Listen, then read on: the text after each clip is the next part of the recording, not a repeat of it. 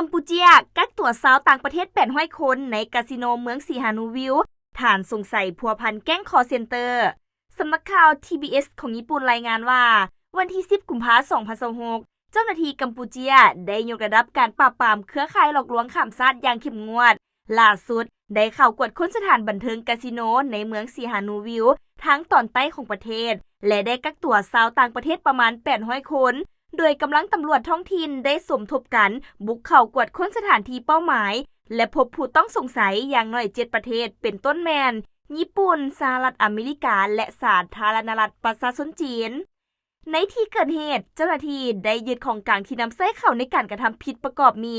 คอมพิวเตอร์ประมาณ650เครื่องและโทรศัพท์มือถือประมาณ 1,000 เครื่องขณะที่สถานเอกอัครราชทูตญี่ปุ่นประจำกัมพูเชียแจ้งว่า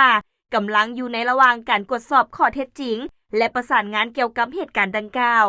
ระยะผ่านมากัมพูเชียได้ถูกสากลจับตายอย่างใกล้ชิดย้อนเป็นฐานปฏิบัติการของกลุ่มอาชญากรรมข้ามชาติโดยเฉพาะเครือข่ายที่เชื่อมโยงกับองค์กรอาชญากรรมของจีนส่งผลให้ทางการกัมพูเชียต้องเร่งดำเนินการปราบปรามครั้งใหญ่พร้อมทางประกาศเป้าหมายจะกวาดล้างและกำจัดปัญหาการส่อโกงให้หมดสิ้นไปภายในเดือนเมษายนปีนี้